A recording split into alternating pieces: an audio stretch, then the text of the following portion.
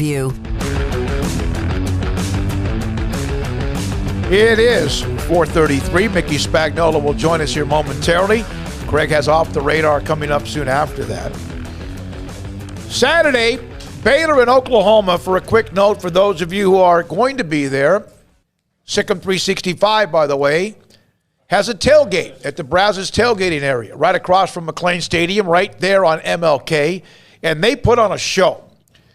Ashley Hodge says that he will be there at 7 o'clock Saturday morning, bright and early, for that tailgate. We'll be here in the studio at 9 o'clock doing the pregame show. They'll have, it's going to be chilly. Okay, that's good. That's good football weather. 8:30 is when they'll start the tailgating with the food that Milo brings. Breakfast tacos, nachos, sour cream, guacamole, salsa, and a full bar. And also Papa Shot, Can Jam, ping pong, spike ball, dodgeball, 40-yard dash, and Muckle will throw the ball to unexpected Oklahoma fan, and also the fun will ensue. That's, again, 8:30 is when it starts. They'll be there around 7. Brazos parking, the tailgate across from McLean Stadium on Martin Luther King. Joined now by Mickey Spagnola of DallasCowboys.com. Mickey, is this the year of the calf? Yeah, it sure sounds that way. And it's not just the Cowboys, it's around the league. I don't think I've ever seen so many calf strains. I don't ever remember writing anything about somebody here in recent history having a calf strain. I'm not sure what the deal is. Mickey, this is a big loss given that DeMarcus Lawrence isn't back yet. And with Randy Gregory going on IR, correct? He is going on IR? Yes. Yeah, going on IR. This means Micah Parsons has to play defensive end for the foreseeable future, right? No, I don't think so. I think he can do both. They've got some other defensive ends. And I think everybody needs to remember, and I thought this game is a reminder about that playing defensive end is not all about rushing the quarterback. You got to be able to stop the run. And I thought Denver did a really good job of attacking the Cowboys on the edges, making sure those defensive ends were playing the run, and they weren't. And they got a little wide at times. They got pushed in at times. I think in certain situations you can put Micah Parsons at defensive end. But again, then he's right on the line of scrimmage against a 330-pound offensive tackle. I'd like him rushing the quarterback better from the middle.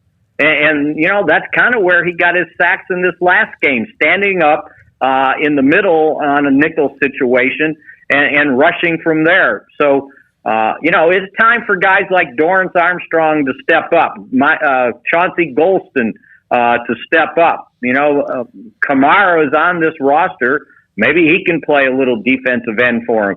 But first and foremost, you got to stop the run. And I think that's got to be, goal number one this week for the Cowboys, knowing that they gave up 190 yards rushing to the Broncos. Mickey, just how gobsmacked were you by that result, or is that just one of those weeks where that's kind of how the NFL operates, where sometimes, even if you're flying high, there's just that team you're not expecting that'll jump up and bite you? Well, the whole league, right? Yeah. Look at the amount of upsets there were, or at least from a line standpoint. Jacksonville beats Buffalo. Seriously, and it was one game after another. I think I saw where there were 7 favorites got beat, and not by the line. They got beat. I just think it's one of those things. And I'm sure David has heard me say this a million times, that the more you win in the NFL, the closer you are to losing, because the percentages are going to catch up with you. You're not going to win them all, and vice versa. You're not going to lose them all. And at some point, I think Detroit's going to win one, right?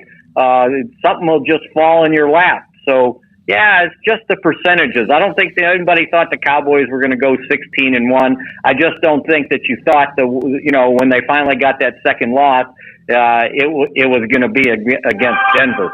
Yeah, and it was emphatic too. I mean, Denver came in and beat them up. The injured reserve rule changed. It used to be deadly. I mean, like, you're gone. And then they said you could bring somebody back in the night. They can now bring an unlimited number of players back from injured reserve after 3 weeks. Is that the new rule?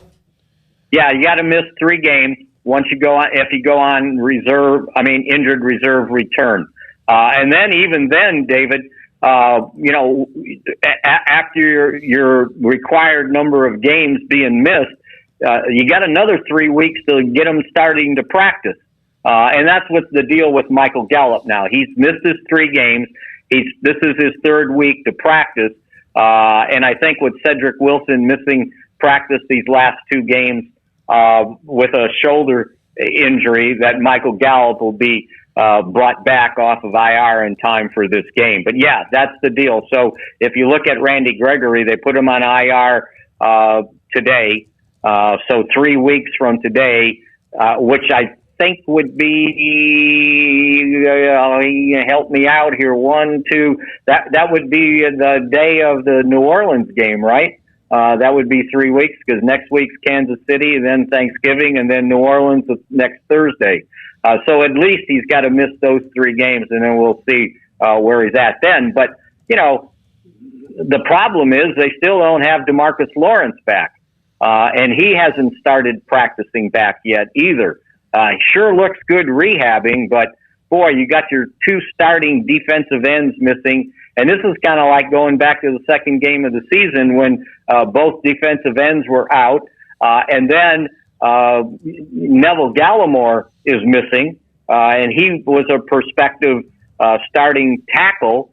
So 3/4 of your defensive line, and he's not ready to go back. So 3/4 of the defensive line is going to be played by backups going into this game on Sunday. Mickey, I hate to hear you say that about Cedric Wilson. He has now become maybe, I don't want to say the most exciting Cowboy player, but, man, he's one of the most exciting guys in the field when he gets a chance to make a play.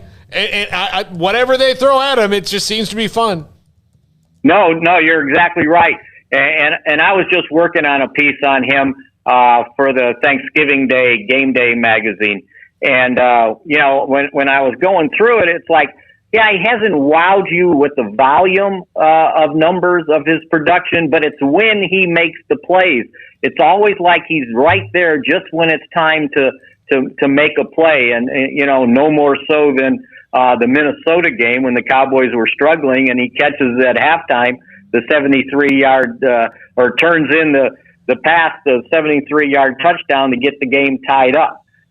So yeah, he I remember it was a week ago, I think, when I asked Kellen Moore, I said, what gives you the confidence to hand him the ball in such tight situations to throw a pass off an end around? And he smiled and he said, Boise State. He did it there. So you got 2 Boise State guys knowing what's gone on in the past. And he's right, because Cedric used to be a high school quarterback, and he switched to wide receiver at Coffeyville Junior College. It's in Kansas. His first year there, he said that he was doing both, like trying to play quarterback and trying to play baseball. He was a shortstop, and he said he had such a good year in football at wide receiver that he decided, okay, I'm making the switch. I'm giving up quarterback, and I'll be a wide receiver. And now you know the rest of the story.